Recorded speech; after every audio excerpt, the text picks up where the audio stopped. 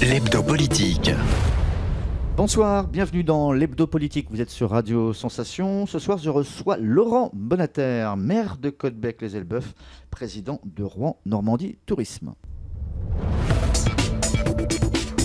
Chaque dimanche à 18h, c'est l'hebdo politique. Laurent Bonnater, bonsoir. Bonsoir. Vous êtes né en 1973 dans les vignes de Pessac entre Cestas et Bordeaux. Vous avez été directeur de cabinet de Laurent Fabius, à l'époque à l'agglo de Rouen qu'on appelait la Créa, membre du bureau à la métropole, Rouen Normandie Invest. Vous êtes le nouveau président de l'office de tourisme de la métropole rouennaise. Vous avez la charge entre autres de l'attractivité du territoire pour le national et l'international au sujet de la métropole. Et vous êtes aussi le directeur général de Quevilly Habitat. On dresse votre portrait dans quelques instants. L'hebdo politique sur Sensation Normandie.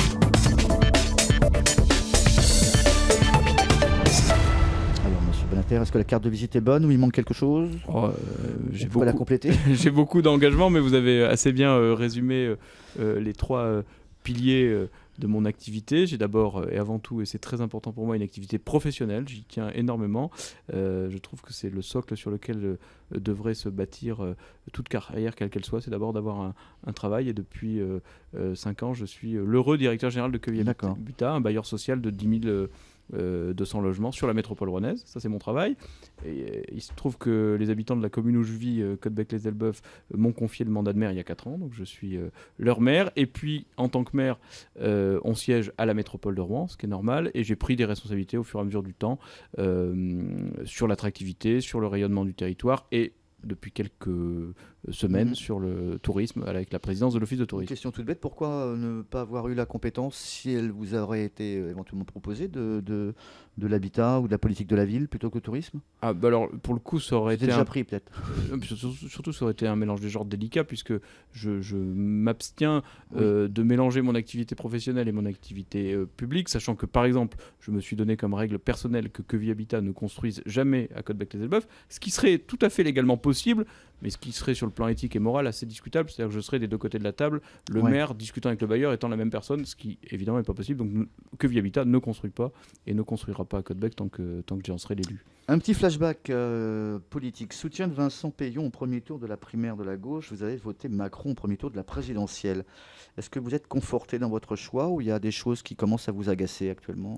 Alors oui, vous avez la gentillesse de rappeler cette période qui était un peu une période trouble. Et pour rajouter, il se trouve qu'au premier tour de la primaire, j'avais fait ce choix de Vincent Peillon qui me paraissait être le plus conforme à mes idées. C'était une candidature qui a fini par être une candidature de témoignage. On n'était pas parti pour gagner, mais on a au moins défendu nos idées. Et au soir du premier tour de la primaire socialiste, j'ai fait le choix d'appeler, et surtout de dire que moi je voterais blanc entre une ligne qui me paraissait... Hamon, qui n'était pas du tout et qui n'est toujours pas ma ligne politique. On voit d'ailleurs qu'il est en train à mon sens, de se cornériser dans un côté qui ne me convient pas et une ligne politique qui ne me convient pas. Et la ligne à l'époque extrêmement dure de Manuel Valls qui ne me convenait pas non plus. Donc j'étais un peu orphelin, je le suis d'ailleurs toujours. Je suis un membre du Parti Socialiste un peu triste et un peu orphelin en ce moment.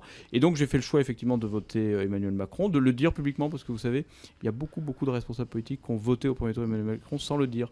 Moi j'ai eu peut-être la naïveté de penser qu'il faut mieux dire ce qu'on fait, surtout quand on est un responsable public. Donc je l'ai dit, ça m'a valu... Ça vous a porté préjudice ? Ça m'a valu quelques déboires, mais rien qui remette en cause la nature de mon engagement public. Alors aujourd'hui, vous me posez la question et je vais y répondre très clairement. Est-ce que je suis d'accord avec tout ce que fait Emmanuel Macron ? Non.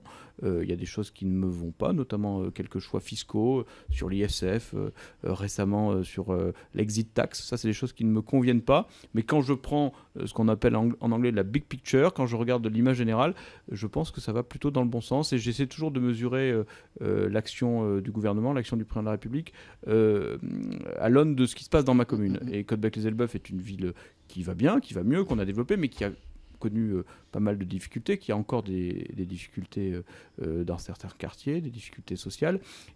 Je prends un exemple, sur l'éducation nationale, depuis 2 ans, nous n'arrêtons pas d'ouvrir des classes parce que nous dédoublons des classes de CP D'accord. et bientôt de CE1. Donc les élèves des écoles les plus en difficulté, entre guillemets, même si les difficultés à Caudebec ne sont pas très lourdes, mais les écoles qui en ont le plus besoin à Caudebec, les Elbeuf, aujourd'hui les élèves vont apprendre dans des classes de 12 à 17 élèves au lieu d'apprendre dans des classes à 30. Et cette politique-là, elle me va parfaitement. La gauche réapprend à marcher, elle se relève. Est-ce que vous êtes en marche à côté d'eux ou vous êtes plutôt en marche ailleurs?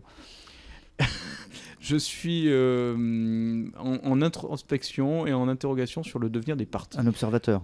Oui, un observateur très actif, mais je pense que les partis politiques, peut-être pas pour tout le temps, mais au moins dans les 5 ou 10 ans qui viennent, je pense que les partis politiques tels qu'on les a connus ne structureront plus la vie politique et surtout ne structureront plus les élections locales. D'accord.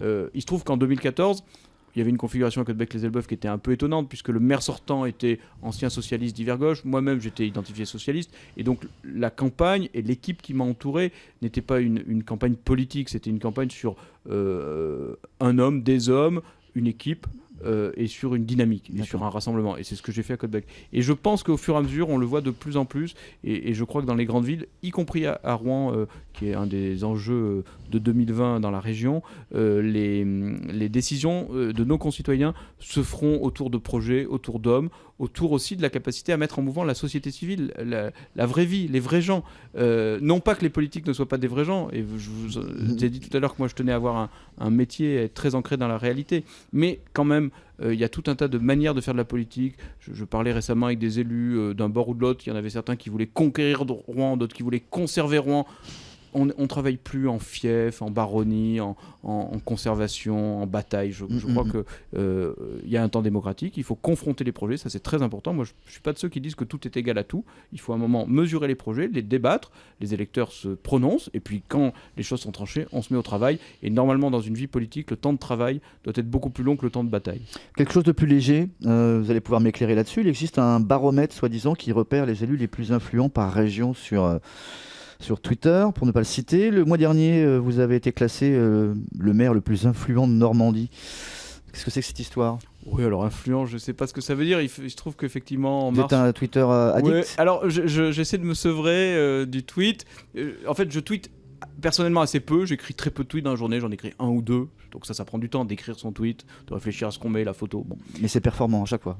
Alors, sans doute, mais il se trouve que je retweete beaucoup aussi. Parce que comme vous l'avez souligné, je suis membre de pas mal d'instances qui participent au rayonnement du territoire.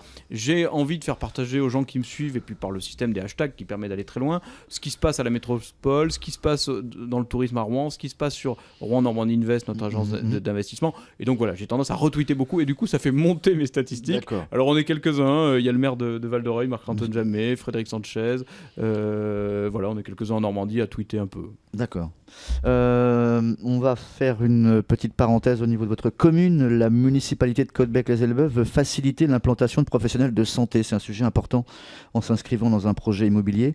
Un dossier donc, qui porte sur les futures terrasses de l'hôtel de ville.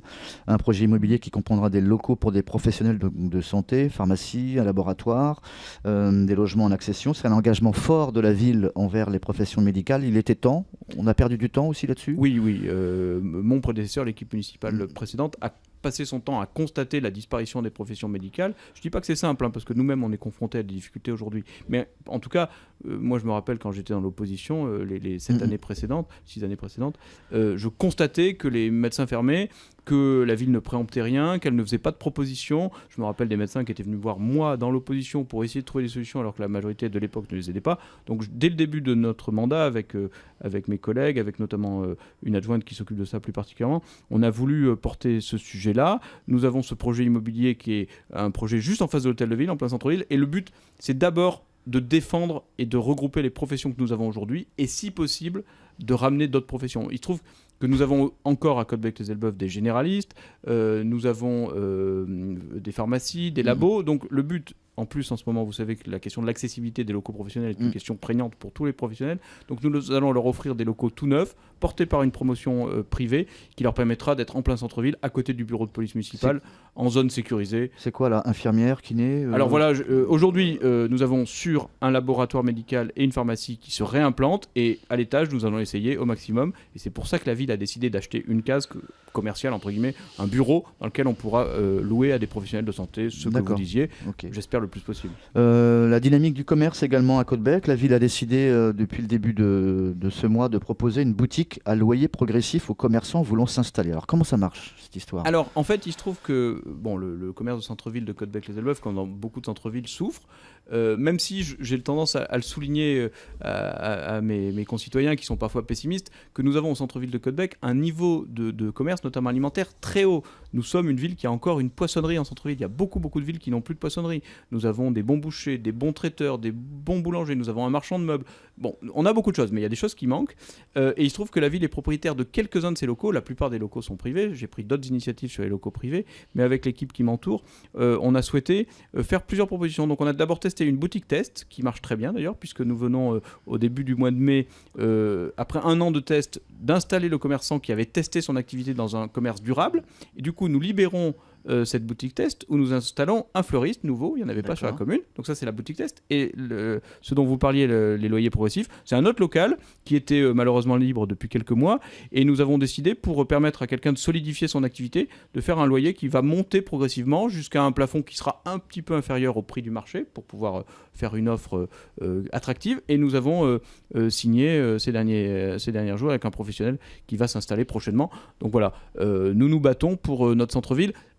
L'enjeu principal pour l'attractivité commerciale du centre-ville de Caudebec, c'est de réimplanter une population avec un peu plus de pouvoir d'achat, ce qui n'était pas le temps ces dernières années. Évidemment, ça prend beaucoup plus de temps de reconstruire des logements, de ramener de la population nouvelle. Nous sommes une des communes qui gagne le plus d'habitants de la métropole en Normandie. Nous avons gagné 800 habitants en 5 ans, ce qui est beaucoup. Et il faut maintenant que ces habitants puissent s'installer dans des appartements ou des maisons de qualité en centre-ville. Et naturellement, évidemment, comme chacun, ils ne feront pas toutes leurs courses au centre-ville. On a tous des pratiques différentes.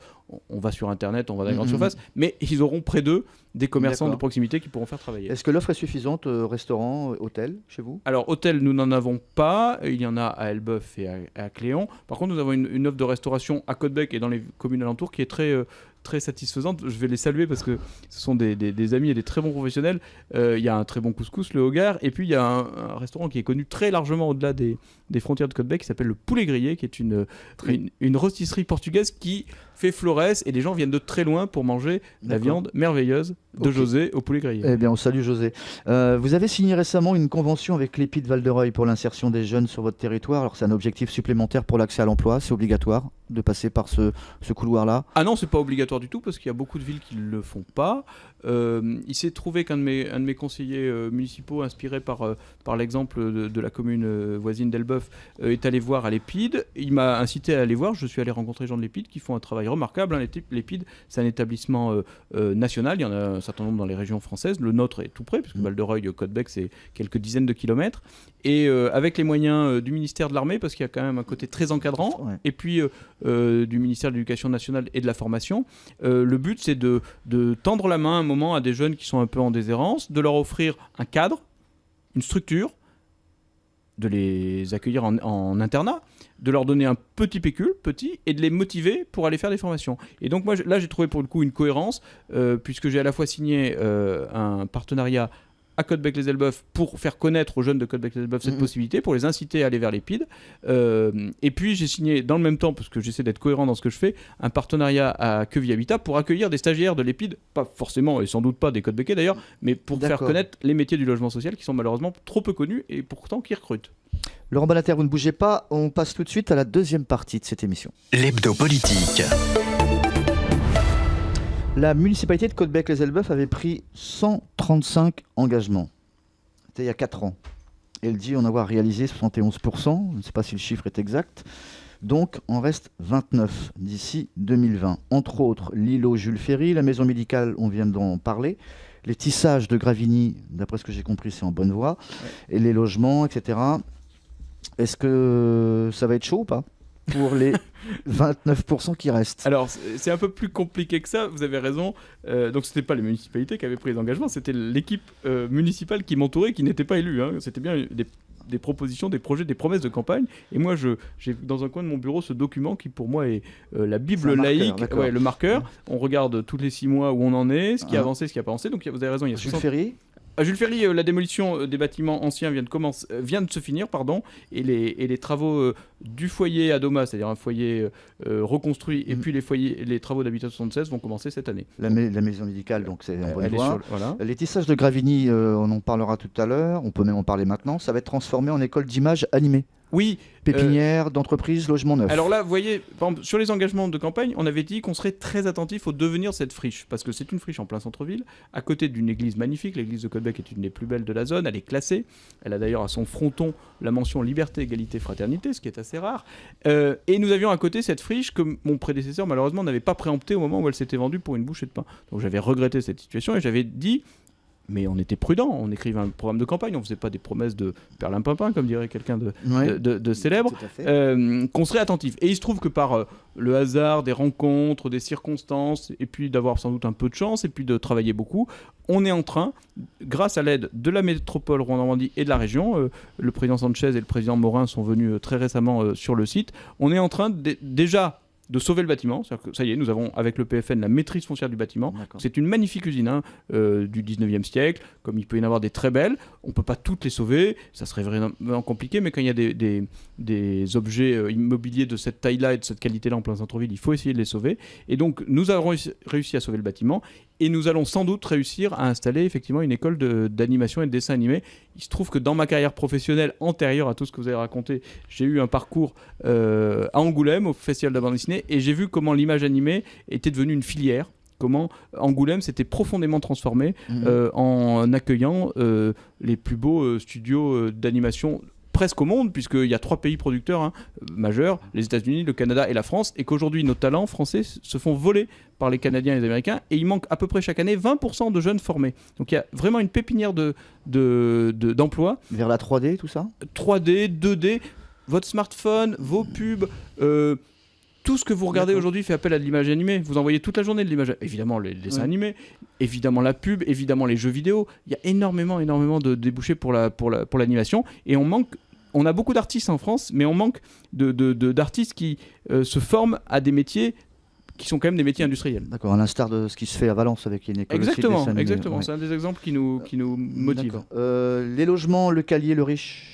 Alors ça c'est parti. Alors le Caille Riche, c'est d'abord un très bel EHPAD, c'est 240 lits, qui était très ancien, ils n'avaient pas été rénovés depuis les années 70. Cette maison de retraite était plus aux normes. Mon prédécesseur a lancé ce projet, je l'ai continué, on a fait un magnifique EHPAD avec, pour le coup, j'en suis le président, mais c'est l'ARS, la région, le département qui ont financé ces très gros travaux. Et il se trouvait qu'il restait un petit bâtiment résiduel dans la cour, qui était un ancien bâtiment de logement de fonction, qui n'avait plus d'usage, puisqu'on n'avait plus de gens logés sur place. Et donc, nous avons eu l'idée avec un bailleur social, un de mes collègues, d'offrir 20 logements qui vont... Donc, la démolition commence ce mois-ci, là. Donc, les logements vont arriver d'ici 2 ans.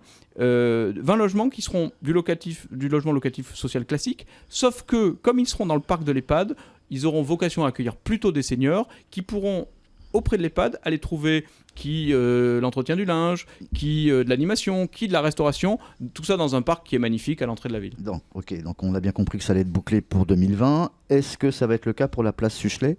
Alors, la place Suchetet, nous avons une réunion publique qui se tient ces jours-ci. Nous commençons la réflexion. Alors, je vais revenir sur le pourcentage que vous avez donné tout à l'heure, les 71%. 71%, c'est ce qui est bouclé, réalisé, fait. Et dans les 29%, 25% sont en cours. Et donc, c'est le cas de la place Suchetet. Donc, c'est un projet très compliqué parce qu'en fait, on veut rien construire sur la place Suchetet. C'est un très bel espace vert. Mais tout autour, il y a des vieux garages. Vous avez vu sans doute qu'on vient de livrer un nouveau dojo. Donc, il y avait dojo, salle de musculation. Il y avait 2 salles autour de cette place Suchetet qui servaient au dojo et à la musculation. Donc, il faut qu'on réfléchisse à leur avenir. Donc, voilà. Donc, on lance. Ça sera évidemment pas fini en 2020. Mais heureusement, il y aura du travail pour le futur maire de 2020, que ce soit votre serviteur ou qui qui d'autre voudra bien lui succéder. D'accord. L'autre volet, c'est l'attractivité sur la métropole de Rouen avec la partie tourisme. Depuis plusieurs mois, on ne parle que de ça. L'attractivité de Rouen et de sa métropole. Il semble pourtant que lorsque nous, qui sommes rois, vu de l'autre côté de la Seine, que ça se passe plutôt bien. Alors il paraît que ce n'est pas le cas. On doit encore faire des efforts de compréhension, de lisibilité, notamment entre régions, départements et périphérie rouennaise. Alors est-ce qu'on parle la même langue, mais on parle trop fort, on ne s'écoute pas? Qu'est-ce qui se passe? Non, mais c'est étonnant, la perception qu'ont les gens. Alors là, vous parlez du bassin de C'est la ville. grosse mode en ce moment, c'est attractivité rouennaise métropole. Oui, bon, je crois que en tout cas, pour ce que je connais le mieux, c'est-à-dire l'interface entre la métropole et la région Normandie, ça se passe très bien. On n'a pas les mêmes opinions politiques. Entre M. Chancez et M. Morin. Voilà, et puis les élus qui travaillent avec les deux, j'ai cité les deux tout à l'heure, ils sont venus dans ma commune, et ça se passe très bien, on n'est pas d'accord sur tout, mais comme je le disais tout à l'heure, le temps du débat doit être court, et puis à partir du moment où on a débattu, on décide et on avance. Donc ça, ce travail local, il se structure, il faut qu'on fasse attention à la lisibilité. Je trouve qu'il y a un peu beaucoup d'agences en ce moment, qu'on risque de perdre un peu nos interlocuteurs, notamment les socioprofessionnels qui ont du mal à se repérer. Mais en tout cas, tout ça va dans le bon sens et les messages envoyés sont des bons messages. Là où on est en difficulté, et moi je m'appuie toujours, vous savez, ça fait une vingtaine d'années que je suis à Rouen. Avant, j'étais à Bordeaux et j'avais pas d'image de Rouen. Et j'ai découvert en venant travailler, je suis venu pour travailler, une ville sublime. Donc je la vends d'autant mieux que je ne suis pas, je ne peux pas être accusé de chauvinisme. J'adore Rouen, je trouve cette ville sublime. Elle a énormément d'atouts. Elle est non seulement belle, mais en plus elle est active, elle a de l'emploi. Et donc ça, je le dis. Mais vous savez, quand on a fait une enquête il y a 2 mois avec Rouen Normandie Invest sur l'IFOP, exactement, on a découvert que 30% des Français savaient pas que pensaient que Rouen était au bord de la mer. On nous confond avec Le Havre. Il y a des gens qui savent pas qu'on est en Normandie. Grande partie des Français pensent qu'il n'y a pas d'emploi à Rouen, ce qui est évidemment faux. Et surtout, on leur dit, est-ce qu'il y a une industrie automobile? 50% disent non. Est-ce qu'il y a des mutuelles? 50% disent non. C'est quand même qu'on a raté quelque chose sur le faire savoir de ce qu'il y a sur notre territoire. C'est plus facile d'aller expliquer maintenant tous les atouts qu'on a, toutes les possibilités d'emploi qu'on a, parce qu'ils existent, que d'inventer des slogans ou des messages qui seraient plaqués et qui n'existeraient pas. Donc, on a vraiment un travail profond d'image. C'est ce qu'on fait notamment en ce moment sur le véhicule autonome. Vous avez vu que la métropole de Rouen-Normandie, sous l'impulsion de Frédéric Sanchez et de Marc Massion, est un territoire d'innovation avec Transdev, avec la métropole, avec la Matmut, avec d'autres partenaires sur le véhicule autonome. On va avoir dans quelques semaines, au mois de juin. Oui, au mois de juin, sur le campus du Madrier, qui est un campus assez simple, puisque on est dans une ville moderne, on va dire, avec des bâtiments modernes et des routes modernes. On va avoir des véhicules autonomes qui seront liés au réseau Astuce, et on pourra, avec son smartphone, appeler un véhicule autonome en descendant de son bus pour aller plus loin, pour aller à son école d'ingénieur ou pour aller à son labo de recherche. Il nous reste 4 minutes, Monsieur Bonater, pour cet entretien. On va parler tourisme pur. Où est-ce qu'on en est là, de la carte postale de Rouen, de la métropole, etc. C'est les touristes japonais, touristes allemands, c'est Normandie impressionnisme bien sûr. C'est l'Armada. C'est l'Armada, c'est toujours et ça sera encore toujours Jeanne d'Arc. Est-ce qu'on a fait le tour? Est-ce que Rouen c'est que ça? Jeanne d'Arc, c'est étonnant. Nous, on se l'est beaucoup approprié en Normandie. On a fait le tour de Jeanne d'Arc ou pas? Oui, elle est peu connue en France. Enfin, Jeanne d'Arc est très connue, mais son lien avec Rouen est assez peu connu, donc il y a sans doute quelque chose à valoriser, même si nous avons déjà un magnifique historial qui fonctionne et qui accueille beaucoup de... Il faut dire qu'elle a mal fini à Rouen quand même. Voilà, donc c'est peut-être cette partie-là qui fait qu'elle est plus identifiée à Orléans, effectivement.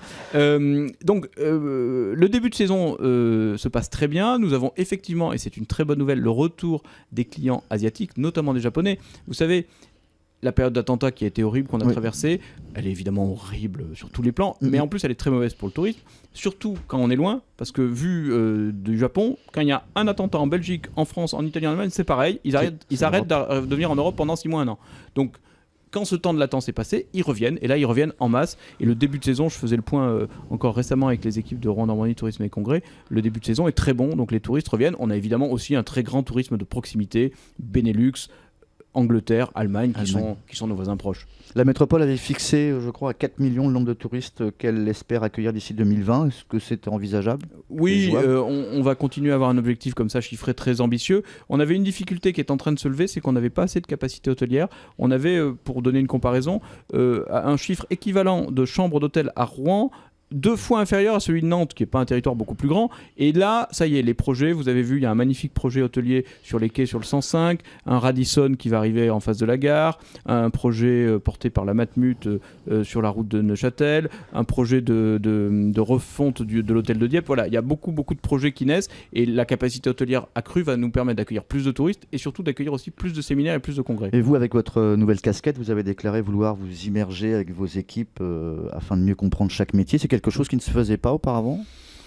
Mon prédécesseur était là depuis 10 ans, donc il connaissait parfaitement l'office, il en connaissait chacun des recoins et des ressources. Moi, j'étais à ses côtés depuis plusieurs années, mais vous savez, quand vous êtes vice-président de quelqu'un, en tout cas c'est ma méthode, vous ne marchez pas sur ses plates-bandes, c'est le président qui dirige, qui organise son orchestre. Et donc là, effectivement, en avril et encore tout ce mois de mai, je travaille avec les équipes de Rouen Normandie Tourisme et Congrès, c'est une vingtaine de personnes, un peu plus en période évidemment touristique, et nous allons à la fois faire des propositions pour notre propre office et puis porter auprès de la métropole, de Frédéric Sanchez, de Yvon Robert, le maire de Rouen, des petites propositions d'amélioration de l'espace public ou de telle ou telle offre touristique qui peuvent améliorer. Plus de femmes ?